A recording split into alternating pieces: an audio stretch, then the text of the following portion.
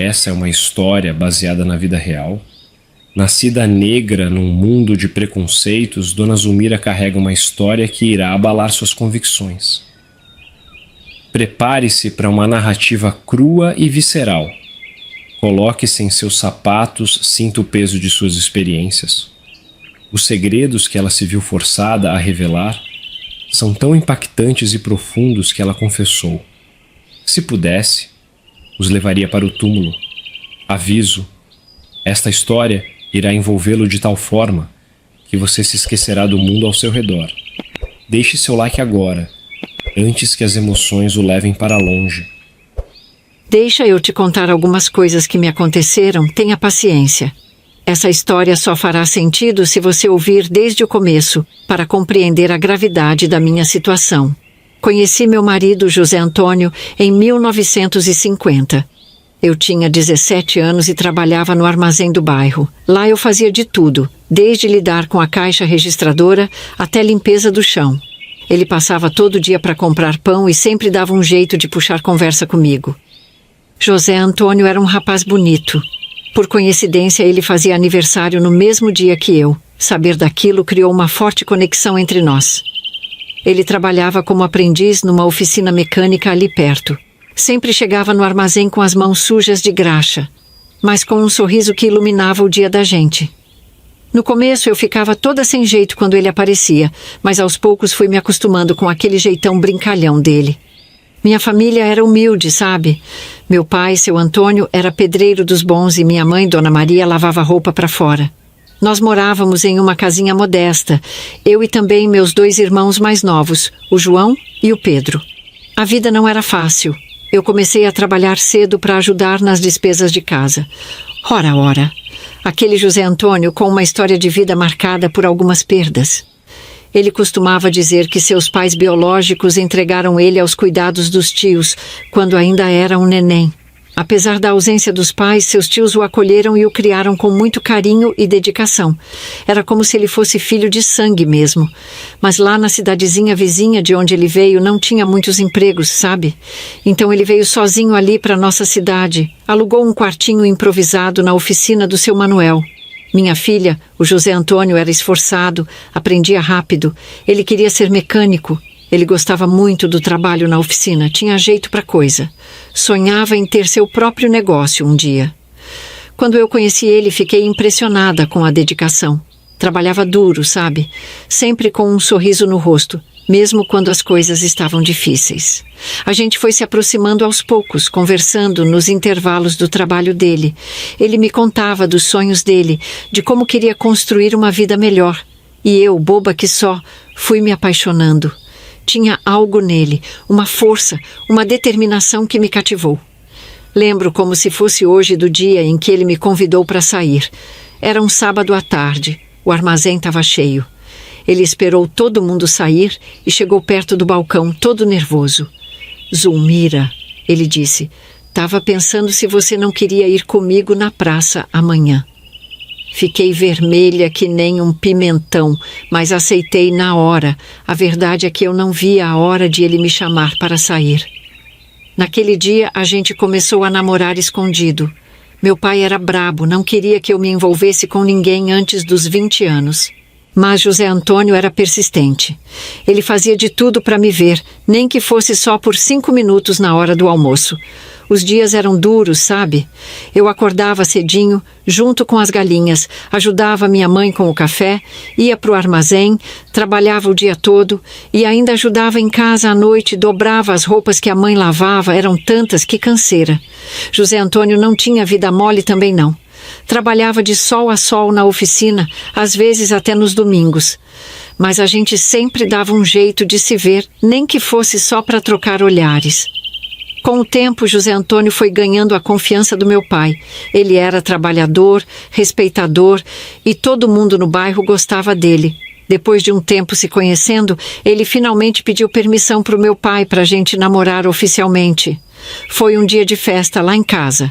A vida não era fácil, mas a gente era feliz, sabe? Depois de 1 ano de namoro, José Antônio e eu decidimos nos casar.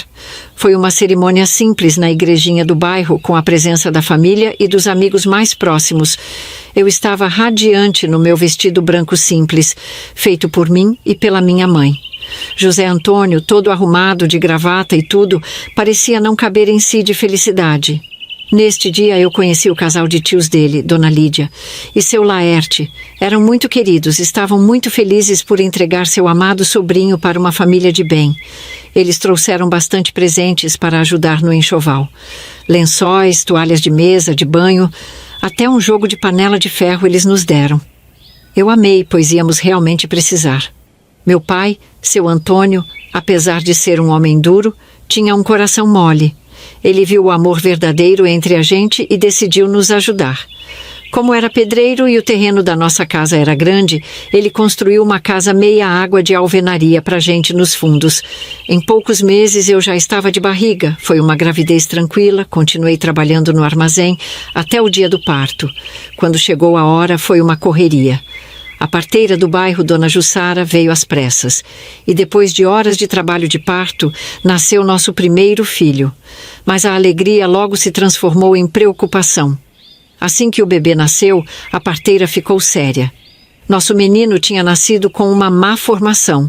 O braço esquerdo não tinha se formado completamente. Só tinha o cotoco. Foi um choque pra gente. Mas, minha filha, o amor de mãe é realmente algo extraordinário. Quando segurei meu pequeno no colo pela primeira vez e olhei em seus olhinhos, todo o medo que sentia se transformou em uma forte determinação. Ele era nosso filho, nossa carne e sangue, e estávamos decididos a amá-lo e protegê-lo. Eu chorava toda hora, me perguntando se tinha feito algo errado durante a gravidez. Os vizinhos cochichavam. Alguns diziam que era castigo. Foi um período difícil, muito difícil mesmo. José Antônio demorou um pouco mais para aceitar, mas quando o fez, se tornou o pai mais dedicado que você pode imaginar. A gente deu o nome de Antônio para o nosso filho, em homenagem ao meu pai. Os primeiros meses foram difíceis. A gente tinha que aprender tudo, como cuidar de um bebê com necessidades especiais. Mas aos poucos fomos nos adaptando. Os vizinhos, que no começo cochichavam, começaram a ajudar. Traziam roupinhas, davam palpites. A comunidade se uniu em volta da gente. Depois que o pequeno Antônio nasceu, a vida ficou bem corrida. No começo, eu pensei em deixar o emprego no armazém para cuidar dele em tempo integral. Afinal, com as necessidades especiais dele, achei que ia precisar de atenção o tempo todo. Mas a vida tem dessas coisas, né? Nem sempre a gente pode fazer o que quer. O salário do José Antônio na oficina era bom, mas não dava para sustentar a família sozinho, ainda mais com as despesas extras que a gente tinha com o Antônio. Então, depois de muita conversa e quebra-cabeça para organizar as coisas, decidimos que eu ia voltar a trabalhar. Não foi fácil, viu? Meu coração ficava apertado de deixar o pobrezinho. Por sorte, a dona Cida, nossa vizinha, se ofereceu para olhar o Antônio enquanto eu estava no armazém. Ela não cobraria muito para isso. E, além do mais, ela já tinha criado 5 filhos, então sabia das coisas. Todo dia de manhã eu levava o Antônio para a casa dela antes de ir para o trabalho. Era difícil me separar dele, mas saber que ele estava em boas mãos me deixava mais tranquila. No armazém, seu Joaquim, o dono, foi um anjo. Ele me deixou fazer um horário mais flexível para que eu pudesse amamentar o Antônio no meio do dia. Eu corria para a casa da dona Cida na hora do almoço, dava de mamar para o menino e voltava correndo para o trabalho. Era cansativo, mas a gente faz o que precisa pelos filhos, né? Os meses foram passando e a gente foi pegando o jeito. O Antônio foi crescendo forte e esperto, apesar da dificuldade com o bracinho. Era de cortar o coração ver ele se esforçando para fazer as coisas, mas também enchia a gente de orgulho ver a determinação dele. Ele não desistia nunca. A rotina era puxada. Eu acordava cedinho, preparava as coisas para o Antônio, ia para o armazém, voltava correndo na hora do almoço, depois trabalhava até o fim da tarde. Chegava em casa cansada, mas ainda tinha que cuidar da casa e do menino. José Antônio ajudava como podia, mas ele também chegava tarde da oficina, muitas vezes sujo de graxa até o pescoço. Mesmo com toda a correria, a gente era feliz, sabe? Tinha amor na nossa casa. Nos fins de semana, a gente sempre dava um jeito de passar um tempo junto, nem que fosse só para sentar na frente de casa e ver o Antônio brincar. José Antônio fazia questão de levar o menino para ver os carros na oficina.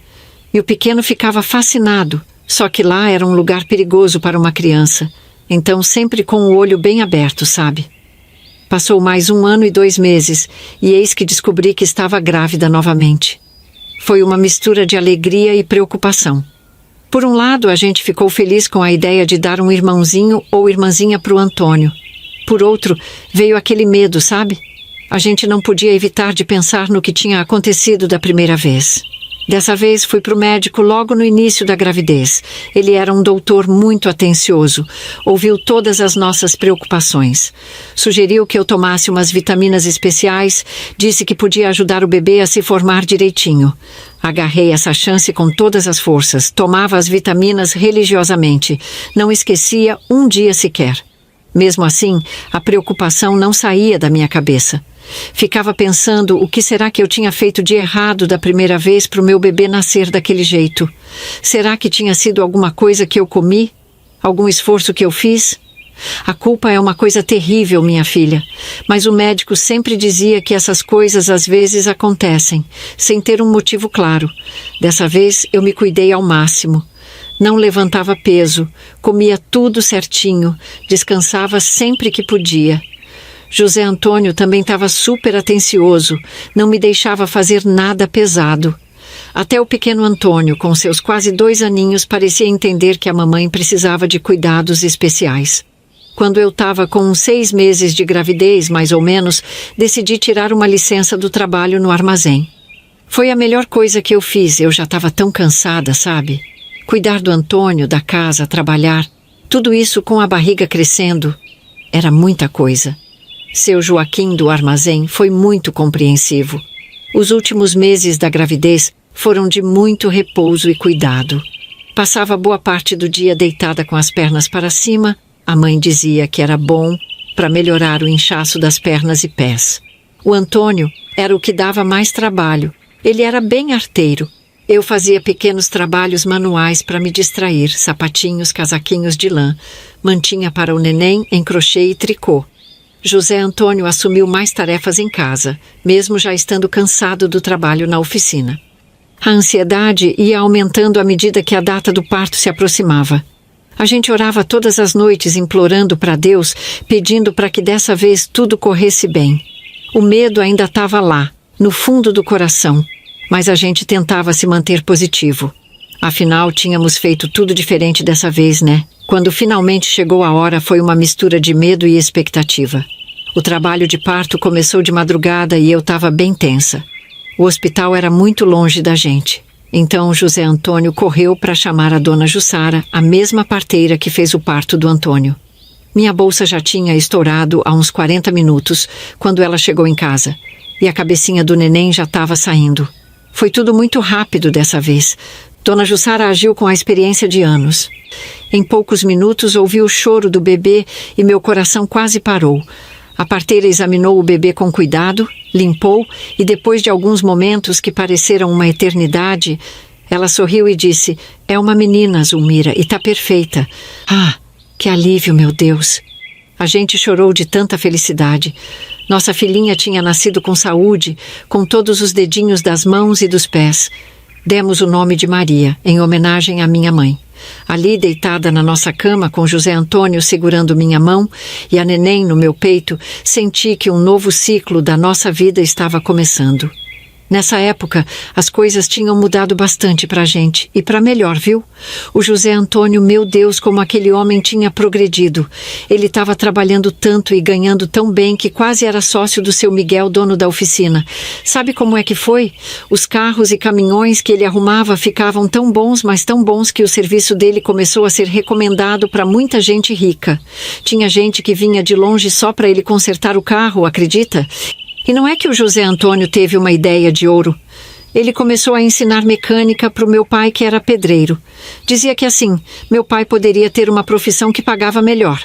Todo fim de semana, lá estavam os dois, de cabeça enfiada num motor velho que José Antônio tinha trazido para casa. Meu pai, já de cabelo grisalho, aprendendo uma profissão nova. Era bonito de ver, sabe? Os dois ali, genro e sogro, unidos, planejando trabalhar juntos no futuro.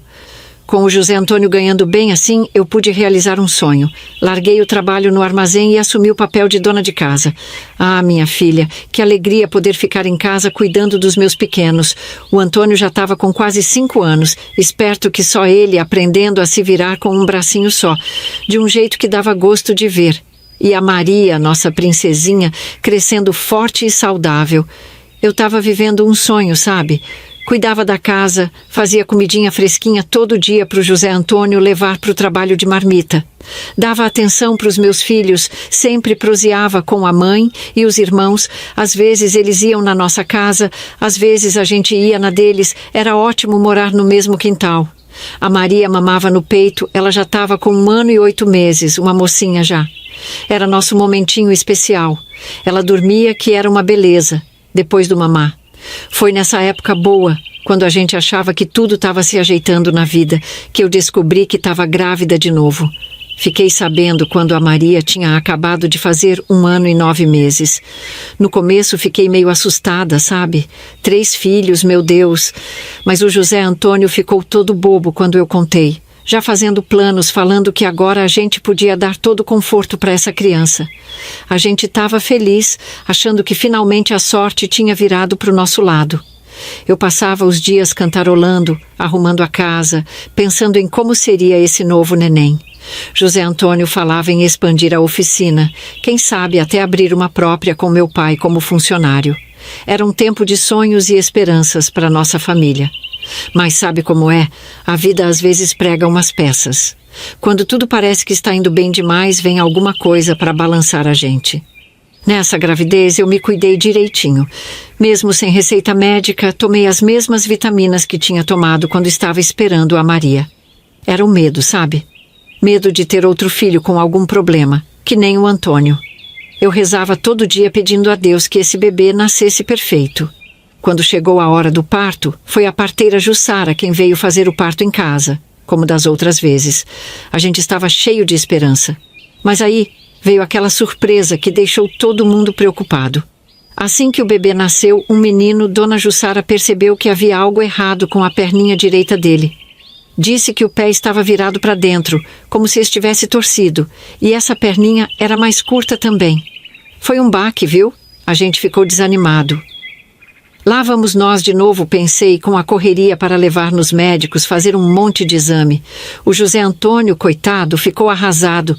Ele que estava tão feliz fazendo tantos planos. Agora a gente tinha que pensar em como cuidar desse nosso novo filho, como fazer para dar todo o tratamento que ele ia precisar.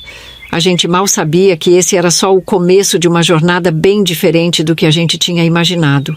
Mas naquele momento, tudo o que eu conseguia pensar era em como proteger meu pequeno Ismael, em como fazer para ele ter a melhor vida possível, mesmo com esse desafio que Deus tinha colocado no nosso caminho. Ah, minha filha, deixa eu te contar. Depois que o Ismael nasceu com aquele probleminha na perna, Ave Maria, fiquei com um medo danado de engravidar de novo. Já tinha 3 filhos para cuidar, cada um com sua precisão. O José Antônio, coitado do homem, não entendia o que estava acontecendo. Ele me procurava à noite, chegava perto de mim na cama com aquele jeito carinhoso dele, passava a mão no meu cabelo. Ai, minha filha, naquele tempo eu pelejei, viu? Mas eu sempre dava um jeito de escapar. Era dor de cabeça, era Chico. Eu inventava cada desculpa, que Deus me perdoe. Às vezes eu ficava ali rezando baixinho para uma das crianças chorar.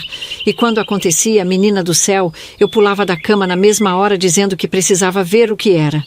Teve noite que eu fingi que estava dormindo tão profundo que nem terremoto acordava. Às vezes dava certo, às vezes não. Eu comecei a colocar o Antônio no meio da gente. Dizia que ele não estava conseguindo dormir mais sozinho. Falava que era insegurança por causa do Ismael. Essa situação foi se arrastando por um tempo. O José Antônio tentava conversar comigo, perguntava se tinha algo errado, se ele tinha feito alguma coisa, se eu não o amava mais. Eu não sabia como explicar, tinha vergonha de falar sobre essas coisas. A gente mal sabia como os filhos vinham, quanto mais como evitar. O que antes era bom para nós dois, que me fazia feliz, vixe Maria, acabou sendo ruim, virando motivo de preocupação. Eu via a tristeza nos olhos do José Antônio, a confusão no rosto dele, mas o medo era maior que tudo. Depois, com muita vergonha na cara, confidenciei para minha mãe. Misericórdia, ela me deu uma bronca danada. Disse que eu estava fazendo errado, que mulher que não satisfaz o marido era trocada por outra. Falou que tinha o risco dele ir para a zona, ou pior, ficar com outra mulher e ir embora com ela. Menina, quase morri de medo. Fiquei imaginando meu José Antônio nos braços de outra, abandonando a gente. Naquela mesma noite voltei para minha rotina normal com ele. Você precisa ter visto a alegria daquele homem. Parecia que tinha ganhado na loteria. Foi difícil, não vou mentir, mas o amor da gente era forte, sabe? E no fim das contas, era bom estar nos braços dele de novo, sentir aquele carinho todo. Mas o medo de engravidar? Esse nunca foi embora de todo. Um dia, numa dessas consultas que fui levar o Ismael no médico, criei coragem e perguntei se ele podia me ensinar algum jeito de não engravidar mais. O doutor, muito profissional, me explicou sobre um método chamado coito interrompido. Disse que o homem tinha que se retirar antes de terminar. O médico explicou direitinho como funcionava, sem rodeios. Falou que não era muito confiável, que podia falhar, mas era o que ele podia me dizer naquela época. Também avisou que isso podia causar frustração para a gente. Voltei para casa e, com muito custo, consegui conversar com o José Antônio sobre isso. No começo, ele ficou resistente, não gostou muito da ideia. Mas quando expliquei meu medo, minha preocupação com os filhos que já tínhamos, especialmente o Antônio e o Ismael, que precisavam de mais cuidados, ele acabou entendendo. A gente começou a tentar fazer daquele jeito. Não era fácil, viu? Muitas vezes dava errado, a gente ficava nervoso, sem conseguir aproveitar direito. Mas era o que tinha pra gente naquele tempo. Assim fomos levando, com medo, mas tentando se cuidar do jeito que dava. Minha filha, deixa eu te contar. Nesse tempo as crianças foram crescendo e a vida estava boa, graças a Deus. O José Antônio me disse que tinha umas economias guardadas. Então a gente ficou na dúvida se montava uma oficina própria ou comprava um lugarzinho só nosso. Foi aí que decidimos comprar um sítio que tinha ali perto. Dava até para ir a pé na casa da minha mãe, claro, com umas boas pernadas. Era um lugar bonito, viu? Mas sabe como é? A gente estava acostumado com nossa vidinha de rotina, nossos vizinhos e amigos. O José Antônio descobriu que o sítio estava à venda por acaso. Um dia, ele estava consertando o carro de um cliente que morava perto desse sítio. O homem mencionou que seu vizinho estava interessado em vender um de seus imóveis, pois ele residia na cidade e planejava vender a propriedade. Meu marido ficou todo animado. Voltou para casa naquele dia com os olhos brilhando, falando desse lugar. A gente começou a sonhar, sabe? Toda a família ficou empolgada com a ideia. As crianças já falavam em ter mais cachorros. O Antônio, mesmo com o bracinho dele, já dizia que ia ajudar o pai a cuidar de uma hortinha. A Maria queria um cantinho só para plantar flores. Minha mãe, coitada, ficou mais animada que todo mundo. Ela já estava fazendo planos de vir todo dia me ajudar a cuidar das galinhas. Dizia que ia plantar umas árvores frutíferas, que em poucos anos a gente ia ter pomar. O José Antônio já estava pensando em construir um galpãozinho nos fundos para montar uma pequena oficina. Ele sonhava em trabalhar por conta própria, atender os vizinhos do sítio. A gente fazia tanta conta, tanto plano. Já via as crianças crescendo naquele espaço, tendo uma vida melhor que a nossa. Eu mesma já estava pensando em fazer umas conservas, compotas de doces talvez. Quem sabe até vender para o armazém onde eu trabalhava antes. A gente sonhava, cada um teve um plano, sabe? Mal consegui dormir aquela noite. Bom, mas o que aconteceu foi bem diferente do que se passava na cabeça de qualquer um de nós. No dia que fomos ver o lugar, eu, o José Antônio e as crianças, a gente se arrumou todo, colocou a melhor roupa. Até água de cheiro eu borrifei na gente. Eu até fiz uns bolinhos de chuva para levar e oferecer para o dono do sítio, pensando que ia ser um dia de festa. Quando chegamos lá, nossos olhos brilhavam. O lugar era tão bonito, tinha umas árvores frondosas, um riachinho nos fundos. As crianças estavam pulando de alegria, querendo entrar logo para conhecer o quintal. A gente já estava se imaginando morando ali.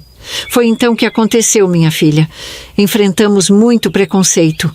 O proprietário se recusou a vender aquele sítio para a gente só porque éramos uma família negra.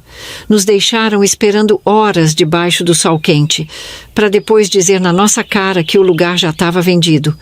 Mas a gente sabia que era mentira, viu? A humilhação foi grande. O dono do sítio, um homem branco de cara fechada, saiu na varanda, nem se aproximou, apenas gritou para a gente não se aproximar mais. Disse que o lugar não estava à venda para gente como a gente. O homem olhava para a gente de cima a baixo e dizia: gente da sua laia não tem condição de comprar uma propriedade dessas. Depois chamou o cachorro para nos espantar, como se fôssemos bandidos. As crianças choraram, ficaram com medo. O José Antônio, coitado, com o rosto vermelho que nem um pimentão. Eu senti as lágrimas querendo sair, mas engoli o choro, não queria mostrar fraqueza na frente daquele homem. Pior foi quando fomos embora. Os vizinhos do sítio, que tinham ouvido a gritaria, ficaram nos olhando como se fôssemos bichos. Uma senhora até puxou o neto para dentro de casa quando passamos, como se a gente fosse fazer algum mal para a criança. Voltamos para nossa meia água arrasados. O José Antônio ficou calado por dias, se sentindo menos homem por não poder dar um lugar melhor para a família. As crianças ficaram perguntando por que não podíamos ter uma casa grande como a do sítio. Era difícil explicar para eles, sabe? Essa experiência nos marcou fundo. A gente percebeu que, por mais que trabalhasse duro, por mais honesto que fosse, sempre ia ter gente nos olhando diferente só pela cor da nossa pele. Foi uma lição dura, uma ferida que demorou para sarar e que até hoje, quando lembro, ainda dói. Ah, minha filha, deixa eu te contar. A minha aprovação não acabava, não. Depois de tudo isso, passou mais ou menos uns 7 meses e lá fui eu com sintomas de gravidez de novo. Ave Maria, fiquei muito aflita. Todos nós ficamos, viu? Eu e o José Antônio, na nossa ignorância, achava que tinha descoberto o segredo para não engravidar mais. E nada. Tudo de novo. Foi passando o tempo, a barriga crescendo, com todos os cuidados que você já sabe. Quando chegou a hora do parto, a parteira, Dona Jussara, veio fazer o parto em casa, como das outras vezes. Mas aí, minha filha, foi que o baque veio. Assim que o menino nasceu, Dona Jussara ficou com uma cara estranha. Ela pegou as mãozinhas dele e examinou bem de perto. Foi aí que ela nos contou. O bebê tinha uma deformidade nas mãos. Os dedinhos eram unidos por umas membranas, sabe? Como se fosse pezinho de pato. E o tamanho dos dedos era todo irregular.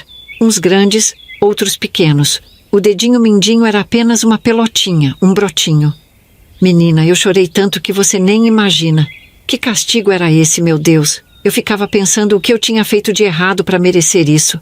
Será que era porque eu tinha tentado evitar filho? Será que Deus estava me castigando?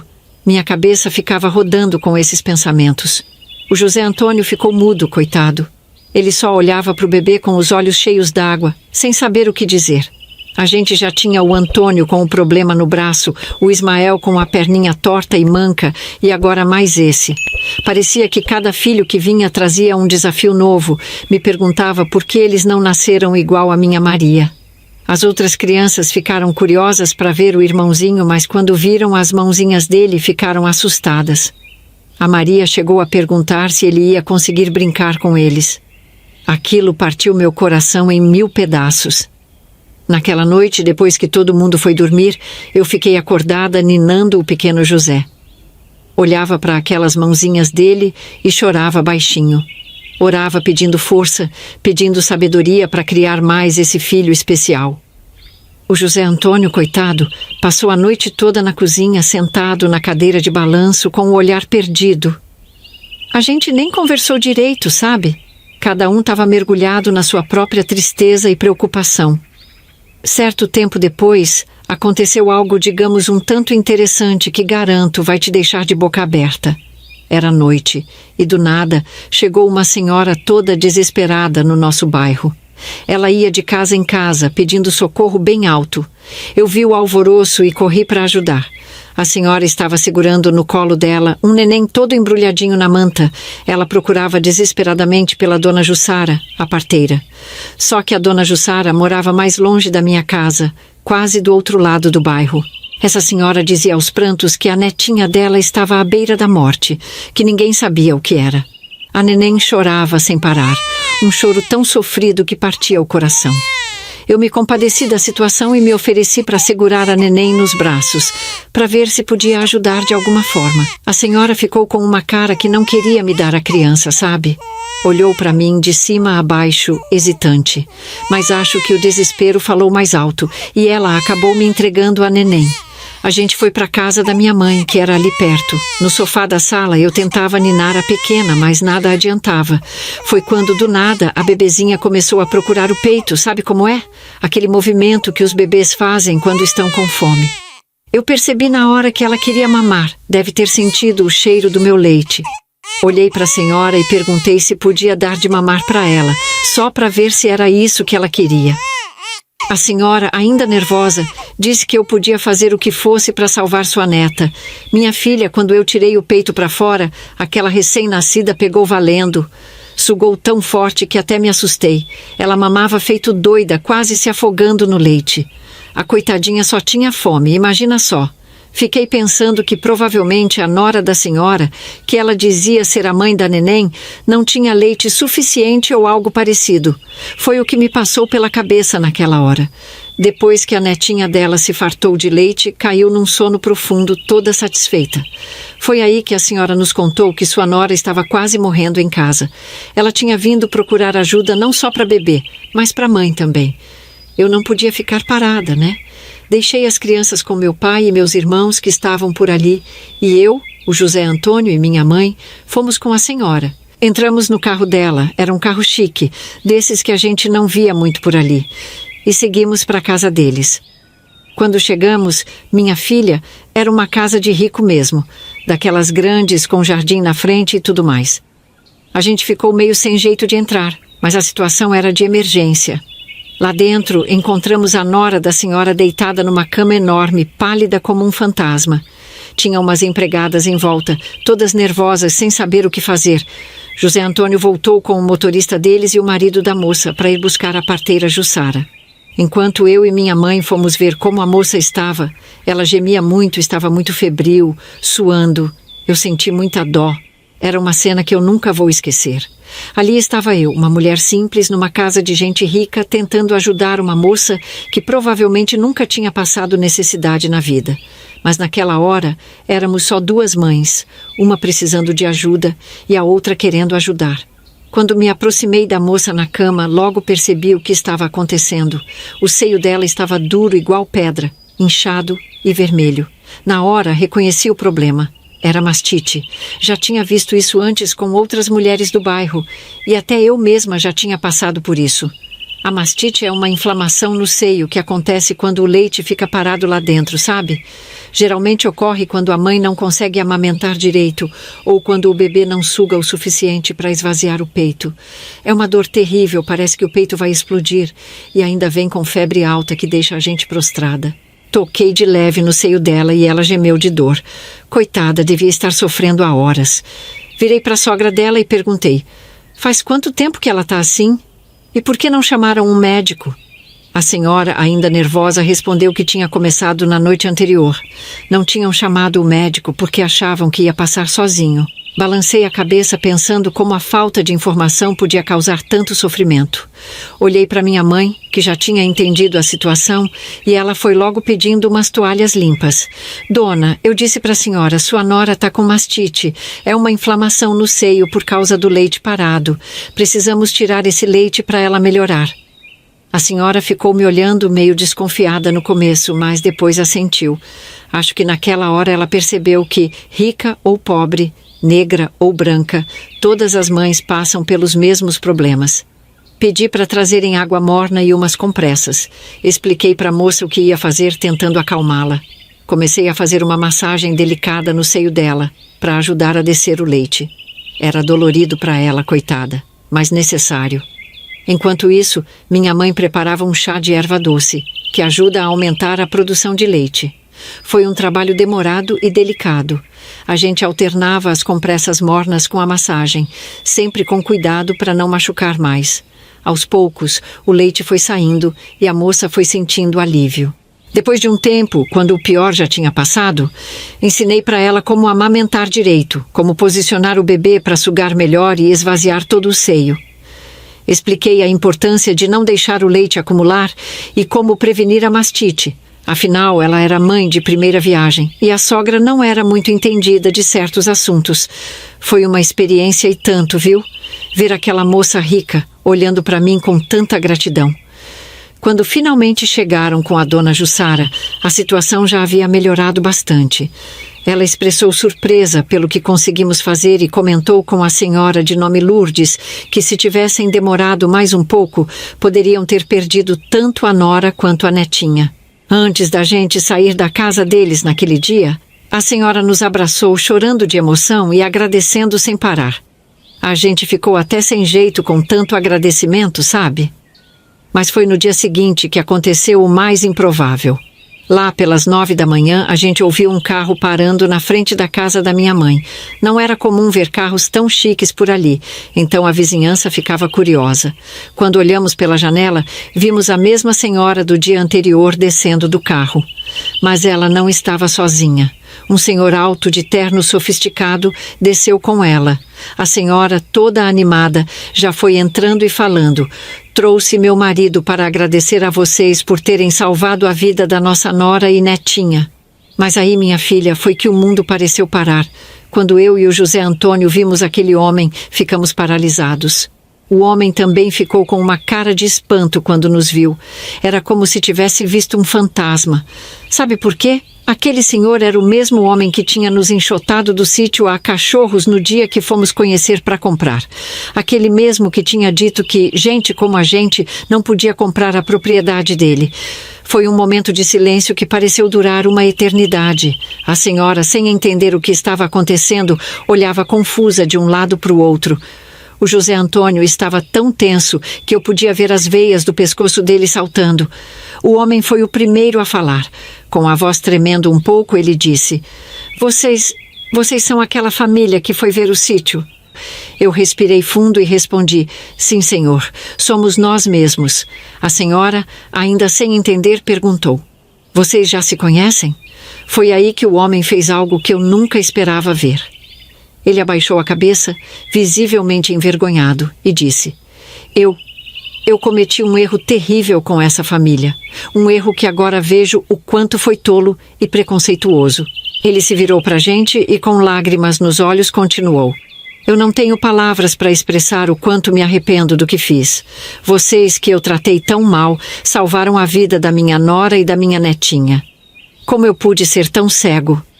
A senhora, entendendo finalmente o que estava acontecendo, ficou horrorizada. Ela olhou para o marido com uma mistura de decepção e raiva. O José Antônio, sempre mais calmo que eu, foi quem respondeu: "O senhor nos magoou muito naquele dia, mas a gente não guarda rancor. A gente fez o que fez ontem porque era o certo a se fazer, não importa quem fosse." O homem então se ajoelhou ali mesmo, na nossa frente, pedindo perdão. Disse que aquele incidente tinha aberto os olhos dele, que ele percebeu o quanto estava errado em julgar as pessoas pela cor da pele ou pela condição social. Foi uma cena que eu nunca vou esquecer, minha filha. Ver aquele homem que antes nos tratou como se fôssemos menos que gente, ajoelhado na nossa casa simples, pedindo perdão. E com tanta gente de testemunha, a gente ficou sem saber direito como reagir. Mas sabe o que o José Antônio fez? Ele estendeu a mão e ajudou o homem a se levantar. Disse que o perdão é importante, mas que o mais importante é aprender e mudar. Naquele momento, eu senti que algo maior estava acontecendo. Era como se Deus tivesse arranjado um jeito de ensinar uma lição para todos nós sobre julgar os outros e sobre o poder do perdão. O homem se apresentou como Ângelo. Depois de todo aquele momento intenso, ele se recompôs um pouco e disse: "Eu queria poder desfazer o que fiz, mas infelizmente o sítio já foi vendido. É uma pena, eu não conseguiria vendê-lo para vocês agora mesmo que quisesse." Eu e o José Antônio nos olhamos. Por um momento senti aquela pontada de tristeza ao lembrar de todos os sonhos que tínhamos feito com aquele sítio. Mas sabe de uma coisa? A gente não se importou tanto assim. Depois de tudo que tinha acontecido, aquele sítio já não parecia tão importante. O José Antônio, com aquela calma dele, respondeu: "Não se preocupe com isso, seu Ângelo. O que passou, passou. A gente já seguiu em frente. Se você acredita que Deus agiu nesta situação para ensinar algo para a gente, escreva nos comentários. Não julguem para que vocês não sejam julgados. Em troca, eu te darei um coraçãozinho." Esta frase bíblica do Evangelho de Mateus resume bem a lição poderosa sobre perdão, arrependimento e transformação pessoal, mesmo em situações difíceis. Logo a senhora, que tinha ficado quieta por um tempo, disse: "Mas deve haver algo que possamos fazer para compensar. Vocês salvaram nossa família." Eu sorri e falei: "A senhora não precisa nos compensar por nada. A gente fez o que qualquer pessoa de bom coração faria. Ver sua nora e sua netinha bem é a melhor recompensa que a gente poderia ter." O seu Ângelo, ainda visivelmente emocionado, disse: "Vocês são pessoas extraordinárias. Eu fui um tolo em julgar vocês pela aparência. Espero que possam me perdoar um dia." Foi então que Antônio surgiu do nada. Abraçando a barriga do seu Ângelo, olhou para o homem e sorriu feliz. O homem caiu no choro novamente. Acho que a falta de um dos braços do meu filho o comoveu ainda mais. Ficou tudo bem depois disso. A gente até convidou eles para tomar um café, e eles aceitaram. Foi engraçado ver aquele casal rico sentado na nossa mesa simples, tomando café em nossas xícaras velhas, mas naquele momento essas diferenças não importavam mais. O tempo foi passando. Quando o Antônio completou 12 anos, decidimos que era hora de começar a educação escolar de nossas crianças. Eu e o pai deles mal sabíamos escrever nosso próprio nome. Como mãe, assumi a responsabilidade de levá-los e trazê-los da escola todos os dias. Era uma jornada longa e cansativa, mas eu não confiava em ninguém mais para cuidar dos meus pequenos nesse trajeto cheio de desafios. Muitas vezes, enquanto caminhávamos, eu ficava pensando que era uma pena não termos conseguido comprar aquele sítio. Se tivéssemos aquele pedaço de terra, estaríamos bem mais perto da escola e a vida seria mais fácil para todos nós. Foi uma época de muitos desafios e preconceitos. Toda manhã eu acordava antes do sol nascer para preparar o café e arrumar as crianças. O Antônio já ajudava os irmãos menores a se vestirem, mesmo com a dificuldade do seu bracinho. O caminho para a escola era longo e difícil. Eu carregava o José no colo a maior parte do tempo, enquanto segurava a mão do Ismael para ajudá-lo a caminhar. O Antônio, sendo o mais velho, ajudava a cuidar da Maria. Caminhávamos por quase 1 hora, passando por estradas de terra, atravessando carreirinhos para cortar caminho. Enfrentando o sol forte nos dias de calor, eu levava comigo um guarda-chuvas para nos refugiarmos em uma sombra. Em falar em guarda-chuvas, em dia nublado ou de tempo chuvoso, eu nem levava eles, pois era impossível, era uma barrocada que só. Durante essas caminhadas, eu aproveitava para conversar com as crianças, preparando-os para o que poderiam enfrentar na escola. Falava sobre a importância dos estudos, sobre como deveriam ser fortes diante das dificuldades. Tentava incutir neles um senso de orgulho e confiança, mesmo sabendo dos desafios que enfrentariam. Ao chegar na escola, meu coração se apertava ao ver os olhares e cochichos dos outros pais e crianças. Alguns se afastavam como se meus filhos tivessem alguma doença contagiosa. Outros nem disfarçavam o desprezo. Eu erguia a cabeça, abraçava cada um dos meus filhos e os encorajava a entrar, orando silenciosamente para que tivessem um bom dia. As crianças sempre voltavam chorando porque sofriam tremendos preconceitos lá na escola. As outras crianças eram cruéis demais. Chamavam meus filhos de aberrações, zombavam das diferenças deles sem dó nem piedade. O Antônio com o bracinho dele, o Ismael com a perninha manca e o José com as mãozinhas diferentes, eles sofriam muito com as piadas e insultos. Até a Maria, que não tinha nenhuma deficiência, não escapava da crueldade dos colegas. Falavam do cabelo dela, diziam que parecia palha de aço. Coitadinha, ela chegava em casa aos prantos, me perguntando por que Deus fez eles assim. Aquilo partia meu coração em 1000 pedaços. Eu sofria muito de preocupação. Tinha dias que eu não sabia se estava fazendo a coisa certa em continuar mandando eles para a escola. Ver meus filhos sofrendo daquele jeito me deixava arrasada, mas ao mesmo tempo eles estavam aprendendo a ler e escrever e isso me dava força para continuar mandando eles. Eu me esforçava para preparar eles para serem fortes. Dizia sempre: meus filhos, não se importem com a conversa dessas outras crianças. Foquem nos estudos, mostrem para todo mundo que vocês são capazes. Mas não era fácil, não. Era dia bom, dia ruim. Mas sabe de uma coisa? Apesar de tudo, eles foram ficando mais fortes. Começaram a aprender a se defender, a não ligar tanto para o que os outros falavam. Ver eles progredindo nos estudos, aprendendo a ler e escrever, me dava esperança. Foi aí que tive uma ideia e combinei com o José Antônio. A gente ia pedir para as crianças nos ensinarem tudo o que aprendiam na escola, à noite. Nossa, você não imagina como isso deu um ânimo para as crianças. De repente, eles se esforçavam mais e mais na escola, ansiosos para chegar em casa e ensinar a gente. Claro que no começo foi uma confusão, uma brigaiada. Imagina? Todo mundo querendo falar ao mesmo tempo. Mas a gente logo se organizou. Cada dia era a vez de um deles ser o professor. O Antônio, com aquele jeitinho responsável dele, explicava as lições com uma paciência de gente grande. A Maria adorava ensinar as historinhas que aprendia, fazendo vozes diferentes para os personagens. O Ismael, tímido que só ele, foi ganhando confiança ao nos mostrar como resolver os problemas de matemática. E o José, mesmo com as mãozinhas dele, se esforçava para nos ensinar a escrever as letras. As continhas, por incrível que pareça, eu pegava rápido. Dos tempos que trabalhava no armazém, eu sabia fazer de cabeça. Meu problema mesmo era com as letras. Já o José Antônio tinha mais facilidade com a leitura. Com os números ele ia bem também, por causa dos seus negócios na oficina.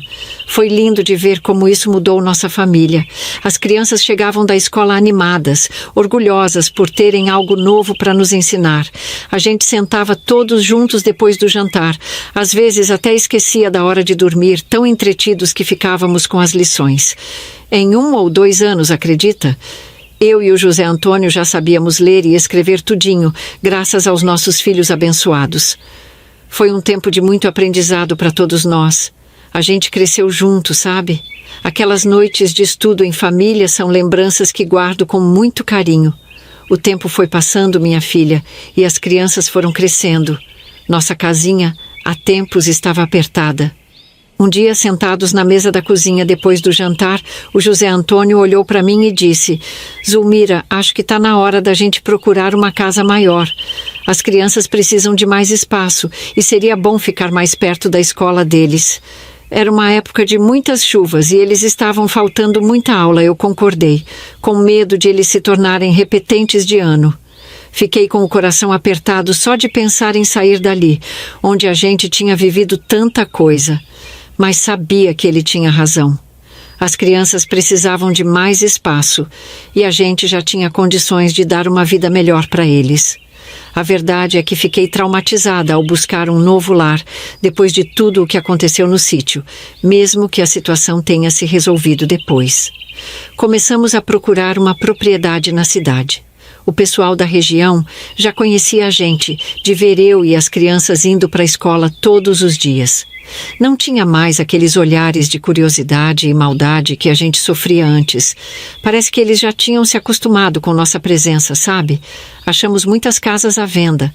Algumas bonitas, outras nem tanto. Algumas grandes demais, outras pequenas demais. Mas aí, num domingo de manhã, a gente encontrou ela. Uma bela casa com um jardim na frente e um terreno grande nos fundos. Ficava a apenas 3 quadras da escola das crianças. Quando entramos naquela casa, minha filha, parecia que ela estava nos chamando. O José Antônio olhou para mim com aquele sorriso no canto da boca e eu soube que ele estava pensando a mesma coisa que eu. As crianças corriam de um cômodo para o outro, animadas, já escolhendo seus quartos. O preço era um pouco alto, mas com o tempo que tinha passado, a gente tinha conseguido juntar um bom dinheiro. O José Antônio tinha feito nome como mecânico. Ele trabalhou duro, economizou cada tostão e finalmente podíamos dar esse passo. No dia que a gente assinou os papéis da compra, eu não conseguia parar de chorar. Eram lágrimas de alegria, de gratidão. Eu e José Antônio lemos tudo o que estava escrito naquela documentação. Reassinamos sem medo de ser passados para trás. Lembrei de tudo que a gente tinha passado, das dificuldades, das humilhações. E agora, ali estávamos nós, comprando nossa própria casa na cidade. No dia da mudança, enquanto a gente estava empacotando as últimas coisas da casa velha, aconteceu algo que mudou tudo para mim. O Ismael, meu filho mais novo, tinha perdido sua cartinha de bafo preferida e estava no maior escândalo, falando que não ia se mudar de jeito nenhum se não achasse. Ele dizia que estava jogando com o tio Pedro na casa da avó, então todo mundo estava na missão de achar essa cartinha. Eu fui procurar no quarto dos meus pais, comecei a mexer numa caixa velha, dentro do guarda-roupa, estava revirando tudo, procurando a tal cartinha, quando de repente encontrei um envelope amarelado pelo tempo, escondido entre uns panos antigos. Curiosa, abri o envelope. Dentro tinha uma foto em preto e branco de uma mulher bem vestida, jovem e muito bonita, que eu nunca tinha visto antes. Virei a foto e meu coração quase parou quando li o que estava escrito atrás. Minha querida filha, nascida em 15 de agosto de 1933, escrevo esta carta com mãos trêmulas apenas 3 dias após seu nascimento. Você, meu maior tesouro, está sendo entregue para uma nova família. Saiba que esta decisão me causa uma dor indescritível, mas é necessária para garantir seu futuro. Nasci em uma família tradicional que não aceita a sua existência. Seu pai, um homem bom e trabalhador, não tem condições de criá-la. Peço que um dia possa me perdoar. Você nasceu do amor, mas as circunstâncias nos impedem de ficar juntas. Espero que seus novos pais possam lhe dar todo o amor e cuidado que você merece. Que Deus a proteja e guie seus passos. Saiba que sempre a amarei. Sua mãe, Helena. 18 de agosto de 1933. Foi como se o chão tivesse sumido debaixo dos meus pés.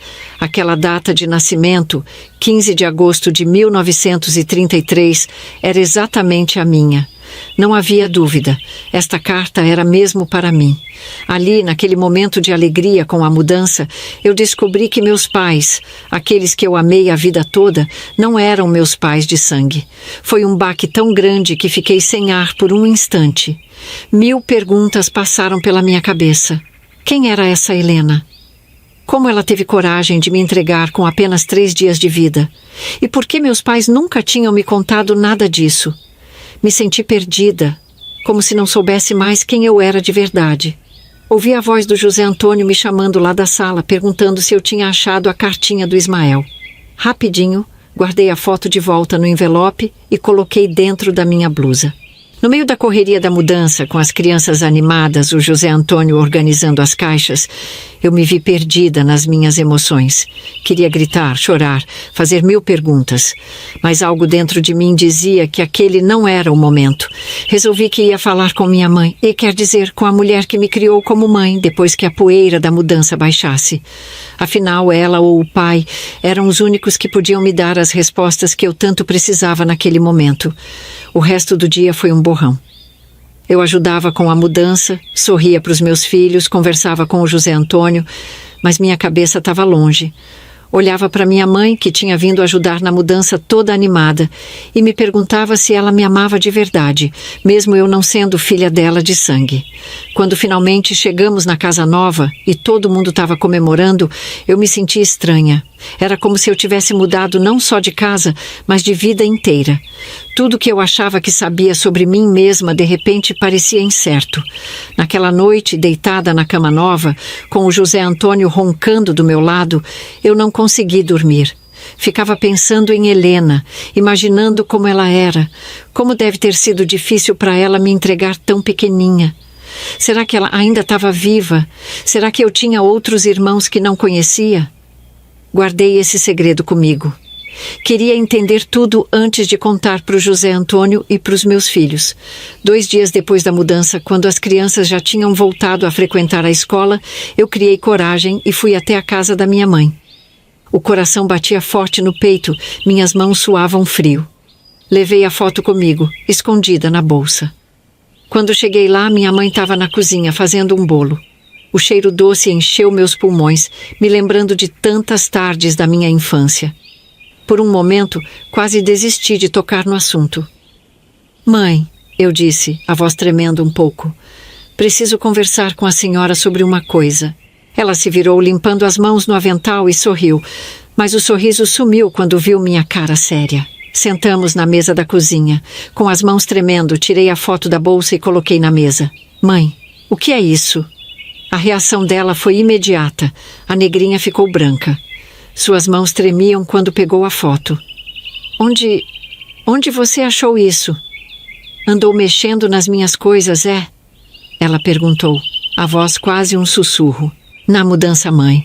Aquela hora que a gente estava procurando a cartinha do Ismael estava escondida numa caixa velha. Fiz uma pausa, reunindo coragem. Mas onde encontrei não é importante. Mãe, quem é essa mulher? É minha mãe verdadeira? O silêncio que se seguiu pareceu durar uma eternidade. Vi lágrimas gordas se formando nos olhos dela. Algo que eu raramente tinha visto na vida. Finalmente ela falou. Eu ia te contar, minha filha. Juro que ia, mas nunca encontrei o momento certo. As palavras saíram dela como uma torrente depois disso. Me contou que a dona Jurema, mãe da parteira Jussara, tinha feito o parto da minha mãe biológica, uma moça rica chamada Helena. A família da Helena ficou desesperada quando eu nasci.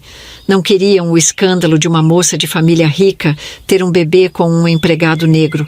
Eles pediram para dona Jurema sumir comigo, minha mãe adotiva explicou. Até deram dinheiro para ela fazer isso. Mas a dona Jurema ficou com dó. Ela conhecia a gente há anos e sabia que a gente não tinha filhos ainda. Na verdade, seus irmãos vieram depois, você sabe. Me viu grávida, não é mesmo, filha? Ela disse com um sorriso triste. A dona Jurema achou que a gente ia ser uma boa família para criar você. Então ela mandou a Jussara te trazer pra gente no meio da noite. A dona Jurema pensou que, como a gente era negro, a gente ia aceitar você de bom grado, sem fazer muitas perguntas. E ela estava certa. Quando a Jussara, que era apenas uma moça, chegou aqui com você nos braços tão pequenininha, a gente se apaixonou na hora. Eu ouvia tudo em choque, as lágrimas correndo pelo meu rosto. Mas como vocês me alimentaram? Eu era só um bebê. Minha mãe segurou minhas mãos. A Jussara arranjou tudo. Ela conhecia uma moça que tinha acabado de ter bebê e tinha leite de sobra. Essa moça branca, chamada Viviane, que não mora mais aqui já faz tempo, ela nos recebia todos os dias no começo para te amamentar. Depois a Jurema, que Deus a tenha, nos ensinou como fazer com o leite de vaca. A mãe disse que aquele dia que ela viu eu amamentando a netinha daquela senhora rica e branca, ela e o pai se lembraram da minha história que há tempos eles não falavam. Foi como se o passado tivesse voltado de repente, trazendo todas aquelas lembranças que eles tinham guardado no fundo do coração. Por que vocês nunca me contaram? Perguntei. No começo a gente tinha medo que você fosse embora se soubesse, procurar sua mãe rica. Depois você já era nossa filha, nossa menina. A gente não queria que nada mudasse isso. Ficamos ali, chorando juntas por um bom tempo. Ela me contou que nem ela, nem a Jussara sabiam onde a Helena morava, pois o parto foi realizado por dona Jurema em um celeiro. Apenas 3 dias depois, chamaram dona Jurema de volta para entregar o bebê. Dona Jurema, mãe da Jussara, nunca revelou o local exato do parto. Ela havia feito um acordo com uma família rica para manter o segredo, temendo que, se a verdade fosse revelada, todos poderiam ser prejudicados. Minha mãe me contou como a falecida dona Jurema foi essencial nos primeiros meses, visitando quase diariamente para garantir que tudo estava bem, sempre tomando cuidado para não levantar suspeitas. A Jussara sabe de tudo, minha mãe disse. Ela guardou esse segredo junto com a gente todos esses anos, respeitando a decisão da mãe dela. Saí de lá com o coração pesado, mas de certa forma aliviada. Agora eu sabia a verdade, por mais difícil que fosse. No caminho de volta para casa, 1000 pensamentos passavam pela minha cabeça. Será que devia procurar a Jussara? E a Helena, minha mãe biológica? O que diria para o José Antônio e para os meus filhos? Cheguei em casa decidida a contar tudo para o José Antônio. Sabia que ele me apoiaria como sempre fez. E juntos, a gente ia decidir como contar para os nossos filhos. Ah, minha filha, a vida às vezes prega cada peça na gente que nem nos sonhos mais sombrios a gente imagina. O que aconteceu depois é surreal. Eu senti no meu coração que não falaria naquele momento. O José Antônio estava tão cansado, não queria dividir mais problemas. Ele estava tranquilo, curtindo a nossa casa nova. Ele queria aproveitar aquele momento comigo. As crianças foram dormir e a gente resolveu ficar junto. Estava tão bom, sabe? Depois de toda aquela correria da mudança na casa nova, essa era a primeira vez que eu e ele tivemos a nossa privacidade. Então, depois de ficarmos juntos, fomos dormir. E assim foi por 1,5 semanas. Ah, que fase maravilhosa foi aquela para toda a nossa família. Até na escola as crianças estavam se saindo tão bem. Imagine só, os colegas souberam que havíamos comprado uma boa casa e isso mudou a forma como viam meus pequenos. Eles passaram a ser mais respeitados, mais integrados. Era como se a nova casa tivesse trazido não apenas conforto, mas também novas oportunidades de amizade e aceitação. Mas felicidade de pobre dura pouco. Minha filha, depois algo terrível aconteceu. Aquele dia foi o pior da minha vida. O José Antônio demorou a chegar em casa. Eu e as crianças estávamos preocupados. Ele chegava todos os dias praticamente no mesmo horário. A gente já estava aflito demais, cansado de esperar. Já era noite. Foi então que meu pai chegou. Minha filha, ele estava todo desesperado. Entrou na casa agitado. Nunca tinha visto meu pai daquele jeito. Meu peito gelou com um mau pressentimento. Minha filha, pelo amor de Deus, aconteceu um acidente na oficina. E José Antônio... O pai nem sabia o que me dizer direito. Algo trágico, minha filha. Não deu tempo de ajudar ele. O macaco do carro quebrou e ele estava embaixo. Infelizmente, ele morreu na hora. Meu pai contou isso na sala. Estávamos todos nós lá. Foi aquela choradeira, uma tristeza profunda e extrema. Nunca imaginei sentir aquela dor dentro de mim.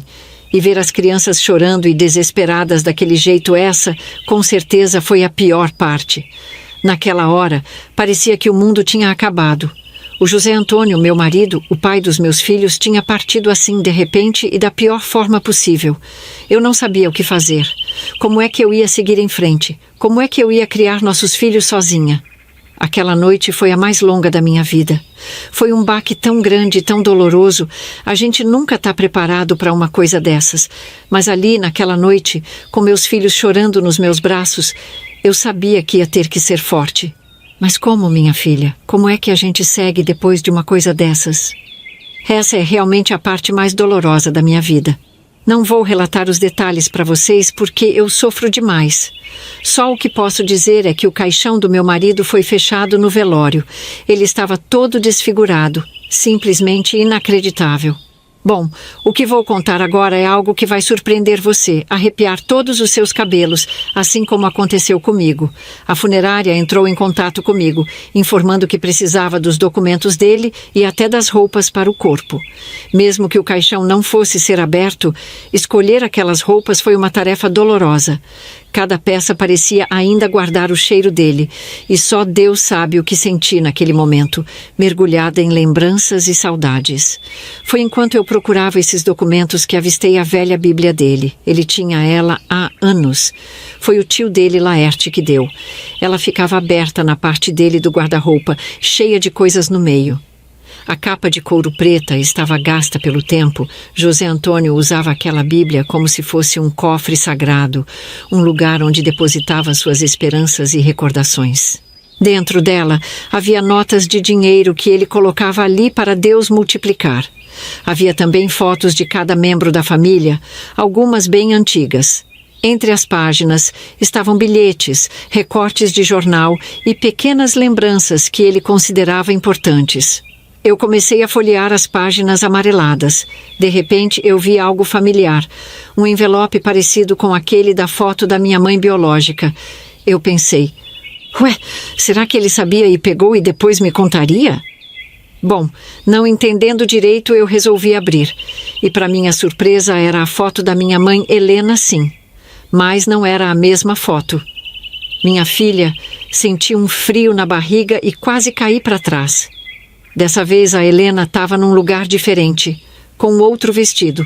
Dava para ver que ela ainda era realmente uma moça rica, sabe? Toda arrumada numa casa que parecia ser de gente importante, brinco e colar de pérolas com cor de ouro. Fiquei olhando aquela foto sem entender direito o que estava acontecendo. Daí, com o coração batendo que nem tambor, eu virei para ver se tinha alguma coisa escrita atrás. E não é que tinha. Menina, quando comecei a ler, senti as pernas ficarem moles. Era diferente da minha carta, mas ao mesmo tempo tão parecida. Até a mesma caligrafia. Dizia assim: meu querido filho, nascido em 15 de agosto de 1933, você veio ao mundo como um raio de luz em meio à escuridão. Escrevo esta carta com lágrimas nos olhos, sabendo que não poderei vê-lo crescer. Você, meu pequeno guerreiro, está sendo entregue a uma família que poderá lhe dar o que eu não posso, um futuro seguro. Seu pai, um homem honrado e trabalhador, sofre tanto quanto eu com esta decisão. Mas o mundo é cruel com aqueles que desafiam suas regras.